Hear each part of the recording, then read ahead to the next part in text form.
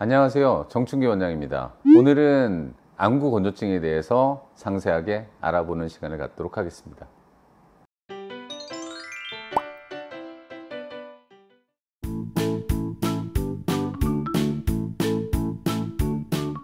안구건조증은 우리가 모두 아는 단어일 겁니다. 눈이 마른다, 이렇게 우리가 이해하고 있죠. 그러면 의학적으로는 어떻게 정의할 수 있느냐? 안구건조증은 우리 눈이 깜빡이죠. 깜빡이는 것과 연관이 돼서 라크리말 글랜드라는 눈물샘이 있어요. 거기서 눈물이 만들어지고 분비가 됩니다. 세포들과 눈꺼풀에서 나오는 그런 성분들이 다 합쳐져서 아주 좋은 눈물을 만들어내고, 그 눈물이 한번 깜빡임에 의해서 각막을 적셔주고 순환이 되고, 그게 깨지는 게 안구건조증이에요. 정상적으로 우리가 진행되는 여러 과정들, 그걸 호메오스타시스라고 불러요. 항상성, 잘 유지됐던 게 깨지는 거가 안구건조증이다, 이렇게 이해하면 됩니다.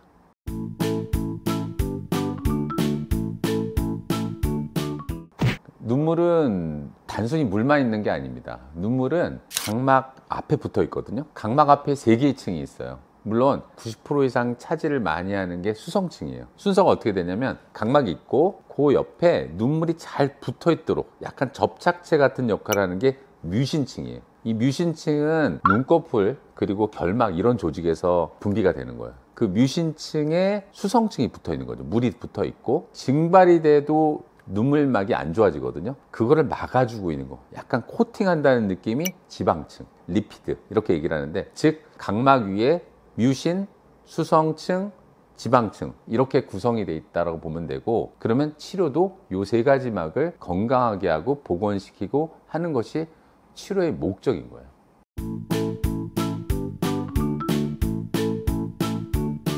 진짜 여기에 대해서 가장 적합한 말은 다양합니다예요.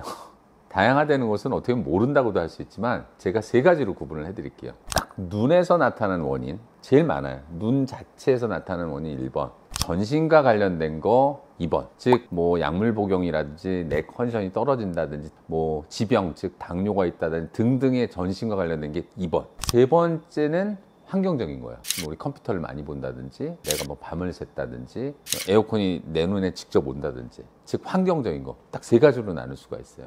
그래서 치료도 이 3가지를 잘 점검해 봐야 되는 거예요.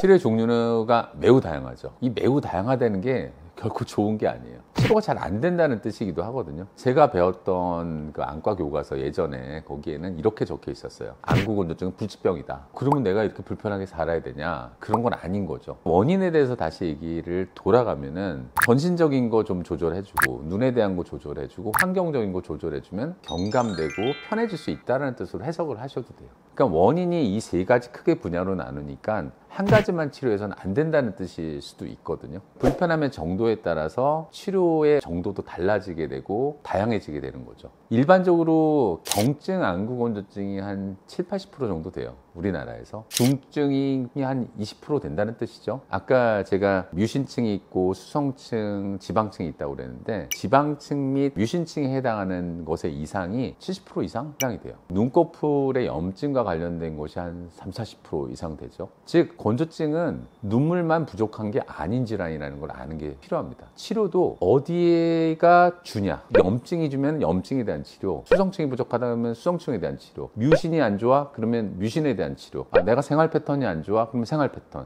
전신에 대한 부분이 안 좋아 내가 약물을 복용해 그러면 거기에 대한 치료가 병행이 돼야지만 효과를 볼 수 있습니다. 엄청 치료 어려워요. 하지만 경증이 80%라는 걸 또 생각하면은 그렇게 아주 심각하게 받아들일 건 아니죠. 흔하니까 약제도 많다, 그 노력하면 좀 경감될 수 있다, 그렇게 생각을 해주시면 좋지 않을까 생각합니다.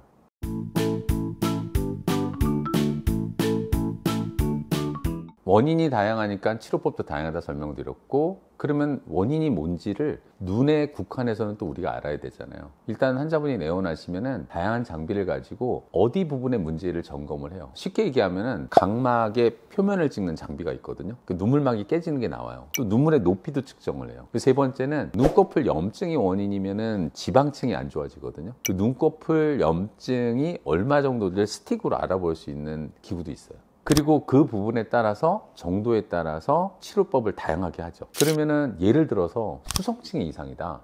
눈물이 자꾸 빨리 빠져나거나 안 만들어지는 거잖아요. 그 눈물이 좀 느리게 내려가게 하는 치료를 해요. 플러그 삽입술이거든요. 눈꺼풀이 작은 샘들이 있는데 거기다가 딱 플러그를 넣어주면은 눈물이 느리게 내려가죠. 수성층에 이상이 있는 분들은 훨씬 효과적이에요. 두 번째는 그런 플러그를 넣고 눈꺼풀 염증도 같이 동반됐다. 그럼 항염제를 써요. 항염제를 적절한 시간 써주면은 리피드층, 즉 지방층 좋아지고, 플러그에 있으니까 수성층 좋아지고, 뮤신층은 결막 염증이랑도 관련이 있거든요. 세포들이 조금 더 건강한 뮤신을 분비할 수 있는 약제를 써요. 요게 병행이 되면 훨씬 많이 좋아지죠. 치료가 어렵다고 해서 포기하는 게 아니라 포인트를 잘 알고 한 단계씩 접근해 가면은 아주 치료는 효과적일 수 있습니다. 어떤 치료를 하느냐는 것은 검사를 통해서 어디가 문제인지를 알고 접근하면 되는 것이죠. 물론 환경적인 것은 우리가 노력을 해야죠. 에어컨을 틀어놨을 때 직접적으로 눈으로 안 오게 한다든지, 선풍기는 좀 멀리 한다든지, 컴퓨터는 좀 보다 쉰다든지, 이런 노력들은 기본적으로 하면서 치료를 해야겠죠. 눈 쓸 거 다 쓰면서 진짜 눈 하나도 안 쉬게 하면서 치료를 하려면 너무 욕심이라고 생각합니다. 오늘은 여러분들이 많이 겪고 있기도 하고 많은 관심이 있는 안구건조증에 대해서 알아봤습니다. 일상생활에서 제가 드린 정보가 많은 도움이 되셨길 바라고요. 감사합니다.